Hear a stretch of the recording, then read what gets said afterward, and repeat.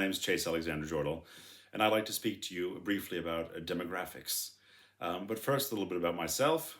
I am a political scientist, a local politician, and a teacher, and I'm based in Norway. I like to make short videos on topics which interest me. And one of these topics is demographics.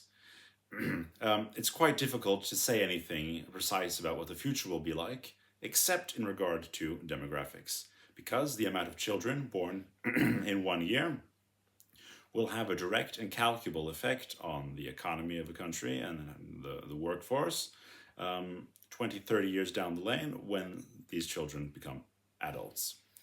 And the topic of demographics has recently become, well, quite interesting because in Norway, the Statistical Bureau came out with some numbers which said that the fertility rate of Norway, well, in other words, the amount of children a woman has throughout her lifespan, has now dropped to 1.4 per woman.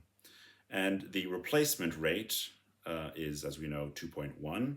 In other words, that for a society to stay at the same population, you'll need a fertility rate of 2.1 child per woman in order to keep the population stable. Norway hasn't had a rate like that since the 70s, but regardless, our population has grown. And that is, I would say exclusively due to immigration, which is a topic for a later video.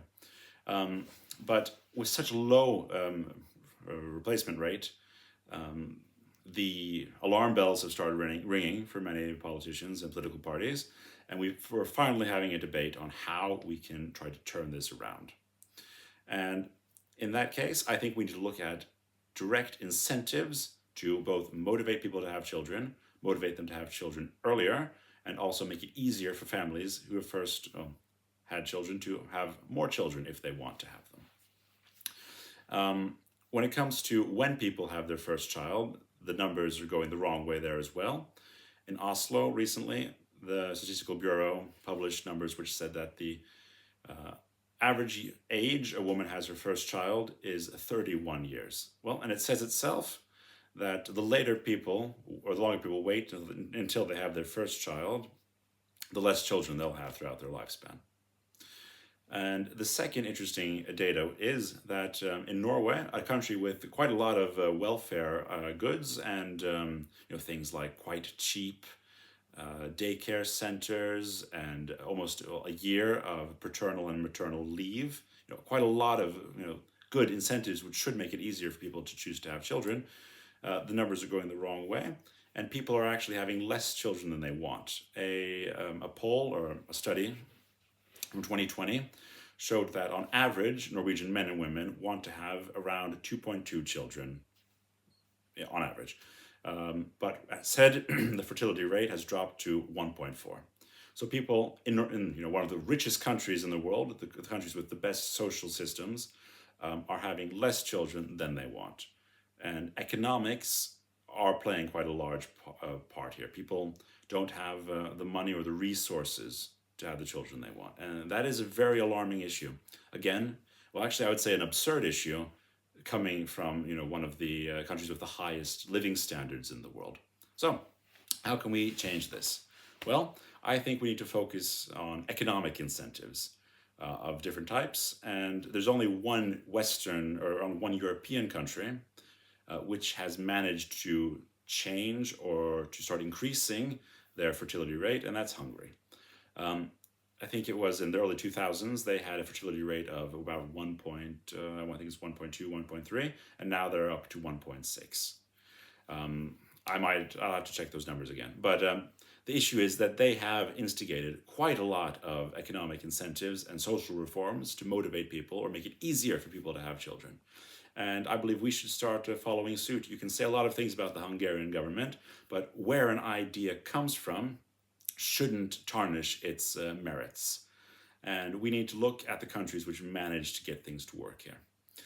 So I think we should instigate a progressive tax break for each child a family has, maybe about 25%. So for each child you have, you pay 25% less income tax. You get 4 children, no more income tax.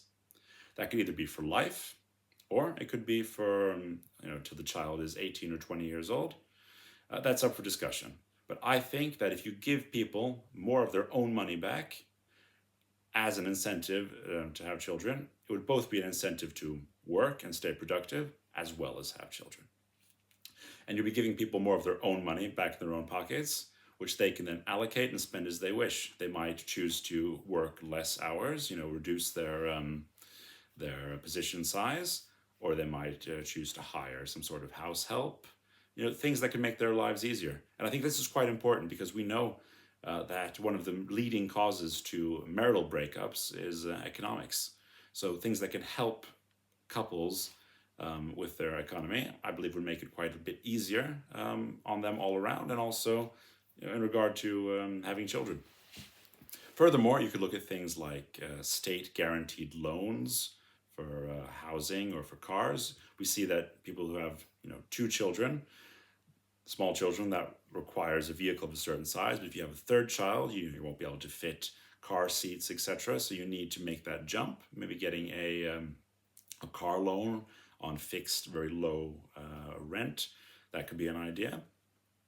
And then the other issue is how you can incentivize people to have children at a younger age. And this is another, a loaned idea from Hungary. And that could be that if you have a child before the age of 30, then you don't pay any taxes until you reach 30, and then the other tax incentive would kick in, where it would be progressive in regard to how many children you've had. That would be a clear way to make it easier for people to have children at a younger age, also while people are students or studying.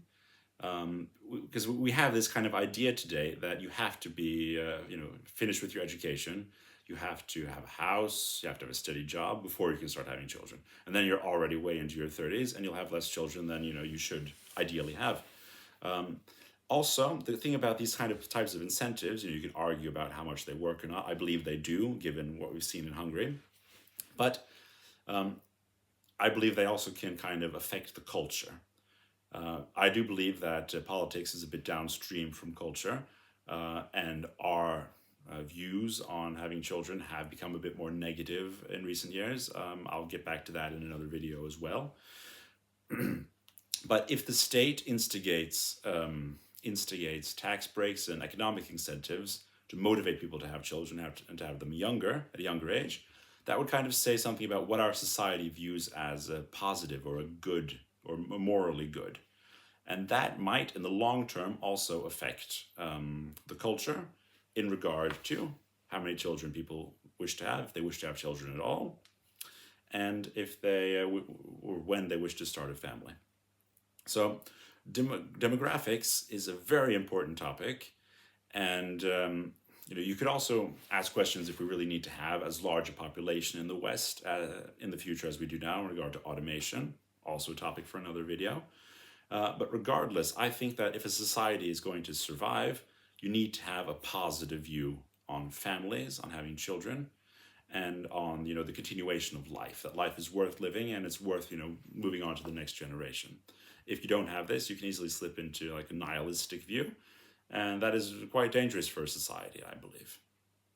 So we need to grab head on to the issue of demographics across the West and start talking about pro-natalist policies. How can we motivate people to have children earlier, start families? Because as we know, the family is the foundation block of a society, of a culture, of a nation.